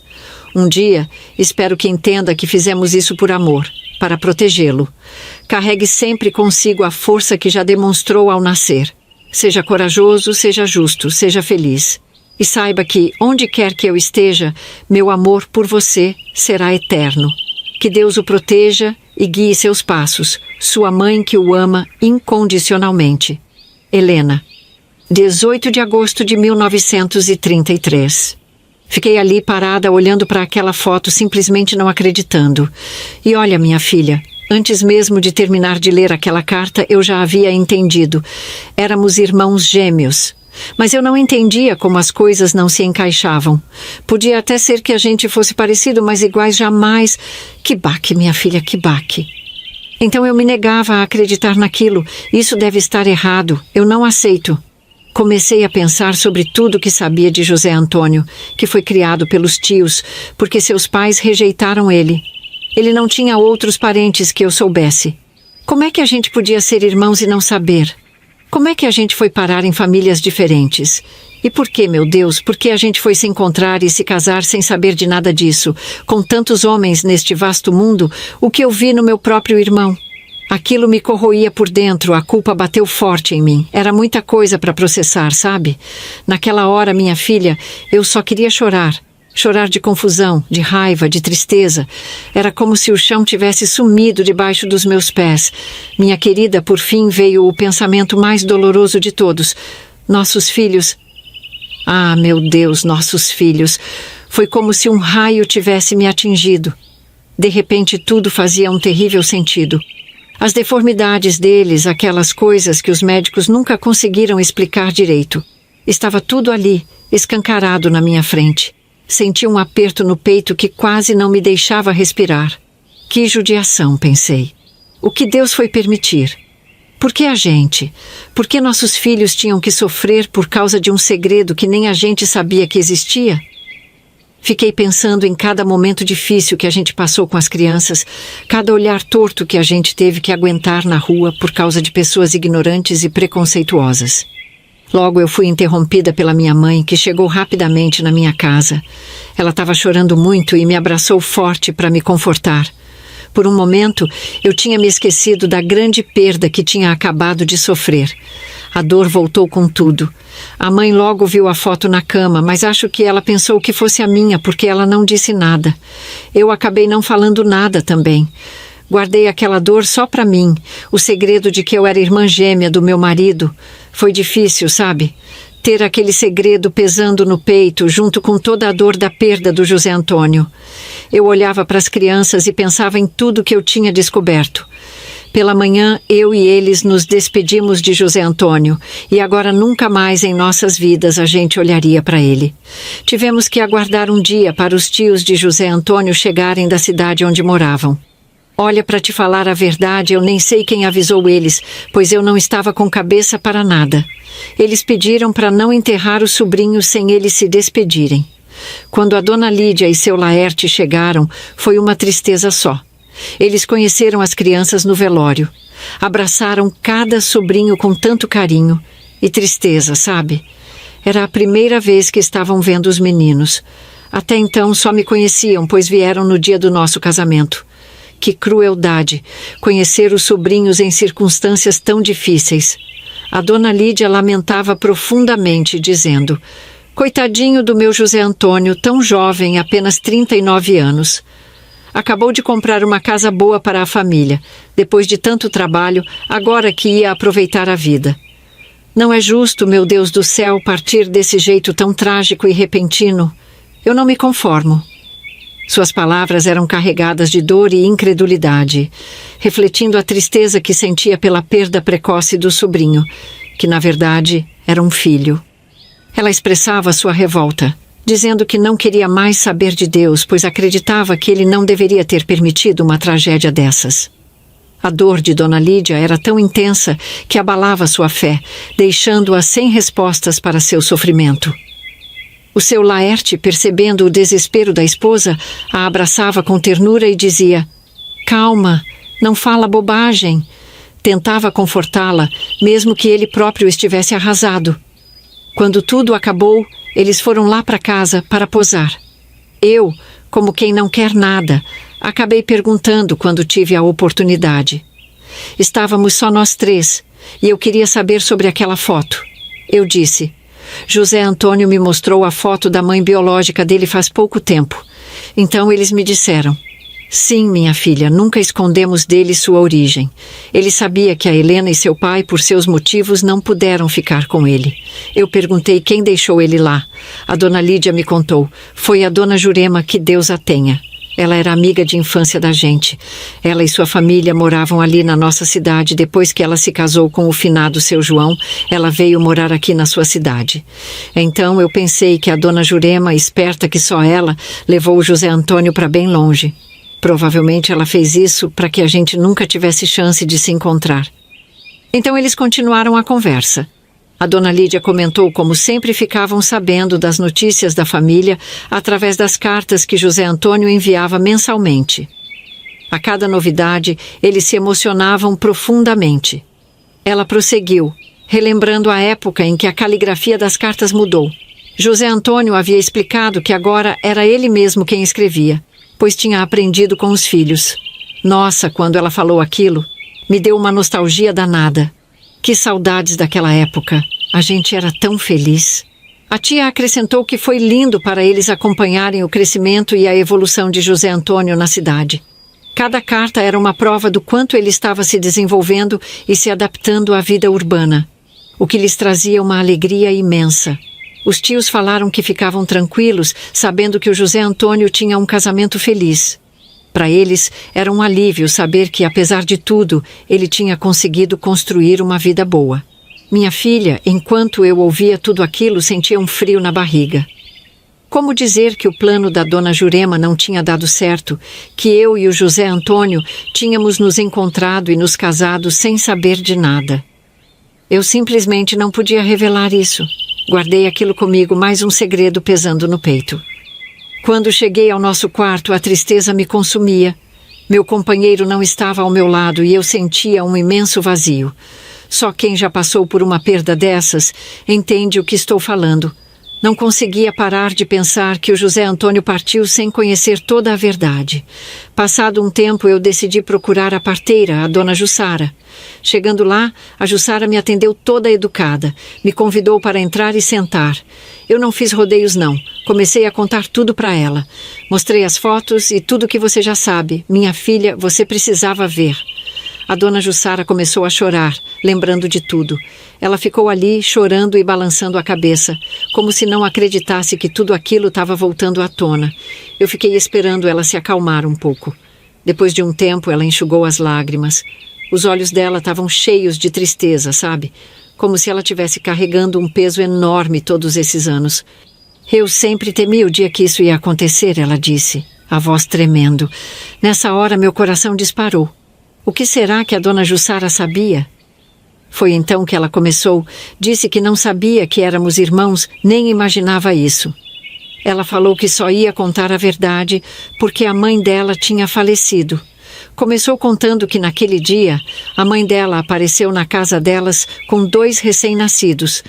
Um bebê ela deu na mão da dona Jussara e confiou nela que levaria na casa do casal que não conseguia ter filhos. Mandou o bebê junto com o envelope. E a mãe dela foi embora com a outra criança. A dona Jussara disse que nem sabia se era menino ou menina, mas agora ela acreditava ser o José Antônio. Eu estava chocada ouvindo tudo aquilo. Ela continuou dizendo que sua mãe foi viajar para a cidade vizinha onde ela nasceu e voltou somente no outro dia à tarde, sem o bebê. Isso era tudo que a dona Jussara sabia. Eu saí de lá com mais perguntas do que respostas, sabe? Eu me via em uma encruzilhada, estava numa dúvida danada se contava ou não para minha mãe. Para dona Jussara eu tinha pedido segredo e pelo que eu conhecia dela, sabia que ela ia guardar bem guardado as 7 chaves. Se eu quisesse, esse assunto ia morrer junto com meu marido. Como minha avó já dizia, na dúvida é melhor não fazer. E foi isso mesmo que eu decidi. Nunca contei para ninguém. Os anos foram passando. As crianças já estavam grandes, adultos. O Antônio casou, achou uma moça boa que gostou dele do jeito que ele era. Quando meus netos nasceram, vieram todos perfeitinhos. Eu orei tanto, dia e noite, agradeci muito. A Maria se esforçou nos estudos e virou professora do primário. Trabalhava na mesma escola onde eles estudaram. Todo mundo se orgulhava dela. Uma mulher negra batalhadora que conseguiu se formar. Nessa época, ela ainda não tinha casado. O Ismael virou funcionário na oficina do avô Antônio. Ele queria seguir os passos do pai, sabe? Estava noivo já. E o José, o caçulinha, estava terminando a faculdade de engenharia. Eu nunca mais casei. Tinha alguns homens na época que me cortejavam, mas eu nunca quis saber de ninguém, já tive problemas demais na minha vida. Fiquei com a casa que meu marido deixou pra gente e uma pensãozinha que eu recebia. Não precisava trabalhar, mas eu não aguentava ficar parada. Fazia crochê, uns tapetes bem bonitos e vendia para quem encomendava. Foi nessa época da minha vida, quando eu acreditava que tudo estava estabelecido e que não haveria mais surpresas, que algo inacreditável aconteceu. Um evento tão inesperado e impactante que abalou todos na nossa família. Lembro como se fosse hoje. Era um domingo ensolarado. O Antônio e a família dele vieram nos visitar para o almoço, como sempre fazíamos. Chamei meus pais também, a gente era bem unido. Estávamos todos no quintal, as crianças correndo de um lado para o outro, aquele agito gostoso de família. De repente, para a nossa surpresa, um carro bem elegante parou na frente de casa. Desceu uma senhora toda arrumada com um ar meio perdido. Ela ficou olhando para um papel, depois para a casa, como se quisesse confirmar o endereço. O José, que é muito prestativo, foi até o portão e perguntou se ela precisava de ajuda. Foi aí que ela disse: "Acabei de achar o que estou procurando." Ela perguntou se podia falar com Zulmira. O José falou que era a mãe dele e foi me chamar, mas eu já estava ouvindo tudo de longe e fui indo para o portão. Quando a senhora me viu, os olhos dela se encheram de lágrimas. Ela pediu para me abraçar e naquele momento eu tive a certeza de que ela era a Helena, minha mãe biológica. Ela se apresentou. "Eu sou Helena Maria Isabel Paiva." Foi ali que eu ouvi o nome completo dela pela primeira vez. Todos da família já estavam reunidos no portão sem entender nada daquela cena. Imagina, uma senhora branca emocionada em ver a mãe. Acho que foi isso que eles pensaram. Só meus pais sabiam a verdade sobre nosso passado. Foi um momento muito confuso. Apesar da minha curiosidade em conhecê-la, eu não queria que fosse assim, afinal ninguém sabia de nada. Sem contar o José Antônio como meu gêmeo, a casa caiu para mim naquela hora. Mas o que eu podia fazer? A única coisa era recolher a senhora para dentro. Ah, minha filha, se você soubesse, a vida tem dessas coisas que só Deus sabe explicar. Estávamos todos sentados na sala, e eu com o coração na mão, apertado. A dona Helena, coitada, com as mãos trêmulas, começou a contar do passado dela. "Olha, Zulmira, eu me apaixonei pelo Jucemar, sabe? O jardineiro lá da mansão", ela disse. E o olhar dela parecia viajar para bem longe, para aquele tempo em que tudo era mais complicado. Naquela época, minha filha, essas coisas não se perdoavam fácil, não. Romance com empregado e ainda mais um negro, isso era escândalo na certa. E o pior, Acabei ficando grávida com apenas 16 anos. O Jusemar estava com 19 anos. Eu já sentia um nó na garganta, um presságio de dor que se confirmava a cada palavra. Eu sabia que o que ela tinha para contar não era pouca coisa, sabe? A dona Helena continuou. Quando meus pais descobriram, minha filha, foi um Deus nos acuda, um escândalo daqueles. Meu pai, sempre tão rígido e preocupado com as aparências, não suportou a ideia e a raiva tomou conta dele. Bateu muito no Jusemar, dava socos e chutes nele, o coitado mal conseguia se defender. Ele gritava, acusando o pobre de golpe. Eu tentava protegê-lo, mas minha mãe, totalmente submissa ao meu pai, me segurava, para não acabar apanhando junto. Ela chorava e me implorava para que eu pedisse perdão. Mas como pedir perdão por amar? Meu pai era um homem poderoso na cidade, um político influente. A reputação da família estava em jogo e nada mais importava. A solução que encontraram foi a mais cruel: tirar meu filho de mim assim que nascesse. Fui trancada em casa como uma prisioneira em sua própria vida. Os dias se arrastavam, longos e solitários. A cada noite, embrulhava-me em meus lençóis e chorava até não ter mais lágrimas. A saudade de Jusemar era uma ferida aberta em meu peito, uma dor que nunca cicatrizaria. E a culpa, essa me consumia por dentro. Como pude permitir que isso acontecesse? As palavras dela me deixaram gelada. Todos estavam com os olhos arregalados. Só quem não estava ali era a esposa do Antônio Amaralini, que viu que as crianças iriam atrapalhar a conversa. Então ela levou eles para brincar lá fora. Mas eu via a cabecinha dela na janela, toda curiosa, ouvindo o que podia. E Dona Helena, o que mais aconteceu? Eu perguntei ansiosa, com o coração já disparado. Ela continuou. Eu me lembro como se fosse ontem. O parto adiantou. Então minha mãe, ela contratou uma parteira. Jamais me levaria a um hospital. E a gente teve que ir lá para o celeiro das proximidades. Meu pai estava em uma viagem de negócios. Eu sentindo as dores do parto, quando de repente vi o Jusemar de longe. Eu achei que estava vendo coisas, de tão fraca que estava. Mas não, era ele mesmo. Ele teve coragem de vir mesmo. Chegou todo decidido, corajoso, dizendo: eu quero ver o parto do meu filho. Minha mãe quase caiu para trás. E do jeito dela começou a brigar com ele. Brigou um monte, viu? Mas eu estava tão zonza com a cabeça rodando de dor que nem sei direito o que eles falaram. Só lembro da parteira me mandando respirar e fazer força. Vai, respira, respira. Agora. E minha mãe e o Jusemar, que estavam discutindo, pararam tudo e vieram para o meu lado. Cada um de um lado, segurando firme as minhas mãos. E foi aí, minha filha, que o bebê nasceu. Um menino. Forte, saudável e negro, igual o pai. Quando Dona Helena falou isso, todo mundo lá em casa ficou sem reação, até minha mãe e meu pai. Um menino? Nada mais estava fazendo sentido. Minha filha, a Dona Helena não parou por aí não. Ela respirou fundo e continuou. Minha mãe fez uma coisa que eu nunca vou esquecer. Ela pegou aquele menino no colo e me entregou. E eu, toda emocionada, abracei o bebê com todo o amor do mundo. Jusemar, meu Deus do céu, ele estava com um sorriso de orelha a orelha. Parecia que tudo tinha se ajeitado naquele momento. Mas a coisa não tinha acabado ali. De repente, as dores começaram de novo. A parteira olhou para mim e falou: tem mais um bebê. Eu não acreditava. E, novamente, nasceu uma menina negra também, mas tão magrinha, tadinha. E essa menina era você, Zulmira. Minha filha, você tinha que ver a cara da família naquela hora. Parecia que tinham visto um fantasma. Foi aí que o Antônio, coitado, nem conseguindo segurar a curiosidade, olhou para a vó Maria e perguntou: é verdade, vó? O que essa senhora está contando? E a minha mãe Maria confirmou: é verdade, meu neto. Depois eu explico melhor, mas agora deixa a Dona Helena terminar de contar a história. A casa inteira ficou em silêncio. Todo mundo com os olhos em Dona Helena, esperando mais. Era muita informação para processar. Minha filha, e agora que eu vou te contar, o coração aperta só de lembrar. A Dona Helena continuou.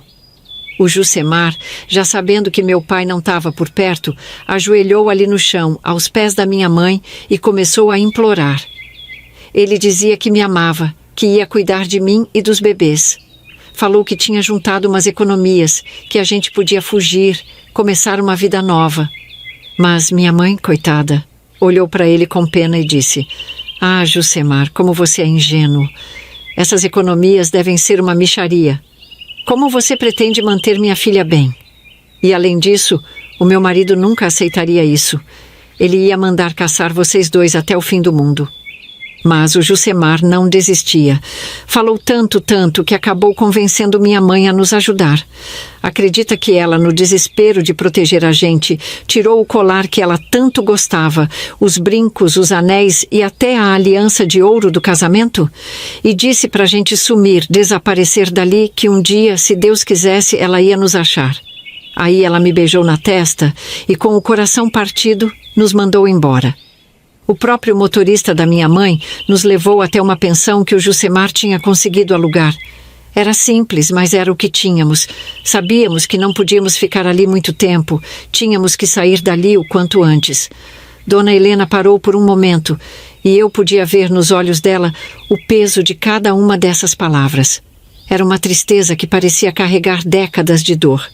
"Ah, minha filha, essa parte é de cortar o coração." Ela começou a chorar muito quando começou a contar esta parte. No dia seguinte, o Jusemar, todo esperançoso, foi até a rodoviária comprar as passagens. A gente ia para bem longe, longe de tudo e de todos. Mudamos de pensão para não levantar suspeita, mas 3 dias depois, quando estávamos prontos para ir embora de vez, apareceu uns homens estranhos. Eles pegaram eu e os bebês e nos colocaram num carro, e o Jusemar, coitado, foi levado em outro. Me levaram de volta para o celeiro onde tudo tinha começado. E lá estava minha mãe. Ah, filha, se você visse a tristeza naquele rosto. Estava toda machucada, com o rosto roxo. Ela mal conseguia olhar para mim e, com a voz tremendo, disse: "Seu pai não me perdoou. Ele descobriu tudo e a parteira está aqui porque vai ter que levar os bebês embora. Se você não deixá-los ir, ele vai mandar matar os 2. Ele é um homem cruel, Helena. Não tem coração." Eu só conseguia chorar. Abracei meus filhos com toda a força que tinha. Eu sabia que ia ser a última vez que os veria. Tinha ali comigo uma bolsa com algumas fraldinhas e roupinhas que uma senhora boa lá da pensão tinha me dado. E junto, umas fotos que o Jusemar pegou de casa para ele ter uma recordação minha. Foi então que eu implorei: "Deixa eu escrever um bilhete para os meus bebês." Minha mãe olhou para a parteira e ela, com um olhar triste, deixou. Eu procurei na bolsa e achei uma caneta velha. E ali, com a mão tremendo, escrevi umas poucas palavras. Uma esperança, sabe? De que um dia meus filhos me perdoassem. A parteira pegou os bebês, mas antes de ir, ela me olhou e disse que só estava fazendo aquilo porque meu pai tinha ameaçado a família dela. Ela também sofria, filha. E assim, eles foram embora. E eu fiquei ali, desolada, sem meus filhos e sem o amor da minha vida. "Ah, filha, tem dor maior que essa?" Helena continuou, com a voz embargada pela dor.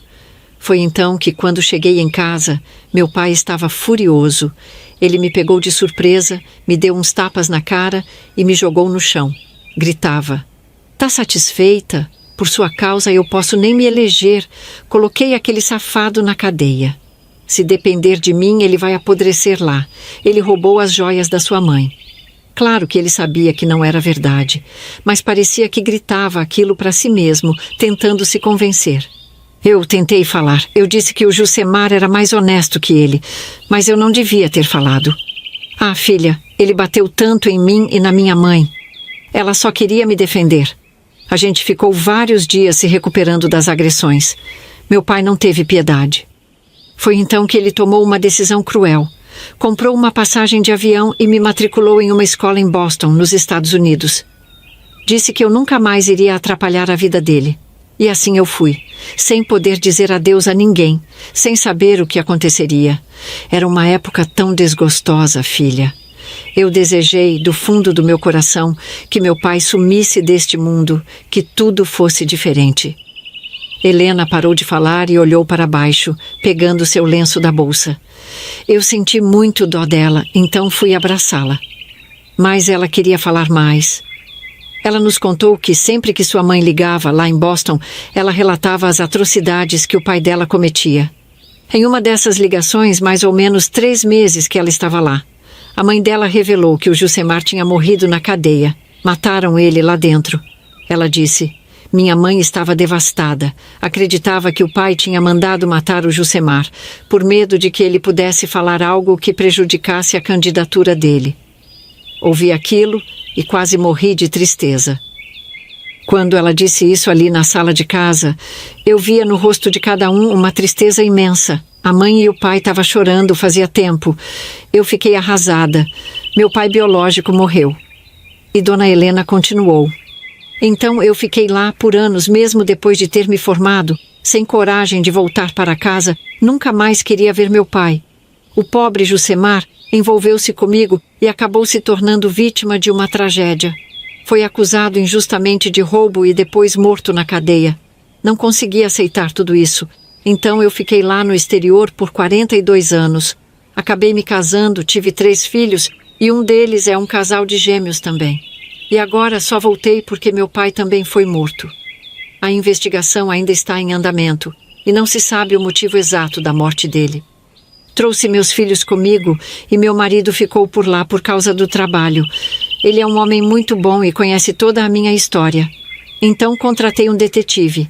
Ele chegou até você, Zulmira. Eu mal podia esperar para te conhecer, minha filha. A verdade que carrego comigo é pesada, mas peço que me perdoe. Ela falou tudo isso me olhando com os olhos cheios de lágrimas e um semblante de cansaço profundo. A sala estava em silêncio, todos absorvendo a magnitude da revelação. O tempo parecia ter parado e o choque ainda estava fresco em nossas cabeças. A história de Helena, com todos os seus altos e baixos, finalmente se entrelaçava com a minha. E agora precisávamos enfrentar juntas o que eu iria revelar. Ismael perguntou com uma expressão de curiosidade sobre o gêmeo, o menino, e Dona Helena respondeu que o detetive tinha uma pista, indicando que ele morava na cidade vizinha. Ela estava esperançosa de que em breve descobrisse o paradeiro dele. Meu coração gelou ao ouvir isso. Percebi que estava encurralada e precisava falar a verdade. Levantei-me e disse que voltaria logo. Quando retornei, entreguei a Dona Helena as 2 fotos que eu tinha. Quando ela viu a foto, quase desmaiou de tanto chorar, dizendo com lágrimas nos olhos sobre como aquilo era possível. A minha mãe e meu pai estavam em choque, sem palavras. Dona Helena, ainda chorando, me perguntou se eu conhecia meu irmão gêmeo. Foi quando eu disse que ele era meu marido. De repente, todo mundo começou a falar ao mesmo tempo. Que situação, meu Deus! Dona Helena sentiu tanto calor que pediu um copo d'água. Ela molhava as mãos no copo e espirrava no rosto, tentando se acalmar. Minha mãe, perplexa, perguntou: como assim, Zulmira? Que história é essa? Eram muitas perguntas ao mesmo tempo, todas direcionadas a mim. Mas então Dona Helena começou a olhar fixamente para os meus filhos, notando as deficiências deles. Vi no rosto dela que ela estava entendendo tudo. Eles são os filhos de vocês, não são? Perguntou Dona Helena com a voz trêmula. Eu respondi: sim, tivemos 4 filhos. Ah, minha filha, essa história que eu carrego aqui dentro me dói demais. Já te contei os detalhes e não vou repetir tudo de novo, mas saiba que cada palavra que saiu da minha boca foi como reviver cada instante de sofrimento. Essa situação, ela foi dura. Tanto que acabou levando meu pai para o hospital, bem ali na nossa frente. Ele não aguentou. Foi um infarto, minha filha, do jeito que ele caiu. O motorista da Dona Helena, Deus o abençoe, correu, levou ele rápido para o hospital. Mas já era tarde demais. Perdemos ele. Um homem tão forte. Um homem que eu pensei que enfrentaria qualquer coisa. Mas a verdade o derrubou. Ele não suportou. E eram tantas verdades reveladas de uma vez só, que eu, naquela hora, minha filha, só pedi para Deus me levar também. Como eu queria que tivesse sido eu no lugar do meu paizinho. Quem me dera. Se eu pudesse trocar de lugar com ele naquele momento. Ele não merecia sofrer assim. Mas a gente só pode aceitar, não é? Foi um golpe duro ver Dona Helena.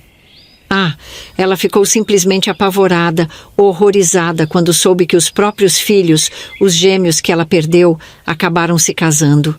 Mal ela podia acreditar. Os olhos dela, nunca vou esquecer, eles ficaram arregalados de choque, como se não conseguissem processar aquilo que eu tinha acabado de contar. O sofrimento no rosto dela era visível. Ela soube que tudo aquilo foi o fruto da maldade do pai dela, que jamais eu chamaria de avô. E os meus filhos, minha filha, eles ficaram tão magoados comigo por eu nunca ter contado a verdade para eles. Chegaram até a dizer que o pai deles, o José Antônio, devia estar sabendo de tudo e que nós dois, sabe, mantivemos esse segredo por tanto tempo. Eu tentei explicar para eles que ele morreu sem nunca saber de nada, mas como foi difícil eles acreditarem em mim. Foi duro, viu? Coração apertado demais. Se não fosse por toda aquela crueldade, talvez as coisas fossem diferentes. Aquele homem, o pai de Dona Helena, a maldade dele trouxe muita tragédia para as nossas vidas. Meu coração se apertava, porque ali, diante de todos, a verdade nua e crua estava exposta, e não tinha mais como fugir dela. Tudo o que aconteceu, os erros, as mentiras, o sofrimento, culminaram naquela sala, com cada pessoa lidando com as revelações à sua maneira. Ali, no enterro do meu pai, não saía da minha cabeça. Essa mulher, Dona Helena, não devia ter aparecido. A gente estava vivendo em paz. Eu teria morrido com o meu segredo quietinha, mas fui obrigada a abrir a boca. E olha no que deu. Meu paizinho se foi. Ele não merecia passar por isso. Nada disso teria acontecido se a Dona Helena não tivesse voltado. Naquele momento eu senti raiva, uma dor misturada com culpa.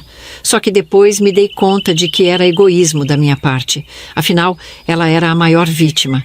Ela passou uma vida inteira sofrendo, longe dos filhos, com um peso no peito. Como mãe, eu não podia nem imaginar alguém arrancar os meus filhos dos meus braços, assim como aconteceu com ela. Claro que ela também tinha o direito de saber a verdade, né? E agora, eu aqui, com a cabeça cheia de perguntas que nunca vão ter resposta. Se você me assistiu até aqui, me diz, o que você faria no meu lugar? Como alguém consegue seguir em frente depois de uma coisa dessas? Eu me perguntava todo dia. E outra coisa que sempre me veio à mente. E se o José Antônio ainda estivesse vivo? Será que eu teria coragem de me separar dele? Porque mesmo sabendo de tudo, eu amava aquele homem como meu marido, como o pai dos meus filhos. Essas são coisas que, por mais que eu pense, nunca vou poder responder. É uma dor que não tem fim. Passaram-se muitos anos. Meus irmãos se casaram. Cada um seguiu seu caminho. E minha mãe, para não ficar sozinha, decidiu vir morar comigo. Eu cuidei dela com todo o amor que eu tinha, até seu último suspiro. Foi uma fase difícil, mas eu sabia que era o certo a se fazer. Já minha outra mãe, a Helena, depois de tudo que aconteceu, acabou voltando para os Estados Unidos. A vida que ela tinha construído lá era mais fácil e tranquila do que aqui. O tempo foi passando e aos poucos meus filhos começaram a me perdoar. A mágoa que eles tinham por eu ter guardado aquele segredo foi se dissolvendo com o tempo. Ainda tenho dúvidas se eles acreditaram que o pai José Antônio morreu sem saber que éramos irmãos gêmeos. Hoje, moro com meu filho José e sua família na casa dele. Herdamos uma quantia considerável da parte da minha mãe Helena, depois que ela faleceu. Vivemos com muito conforto, não nos falta nada. Mas apesar de tudo, eu carrego meu coração pesado, cheio de memórias e cicatrizes da vida que eu vivi. Agora, com os meus 91 anos, só estou aguardando o dia que Deus vem me buscar.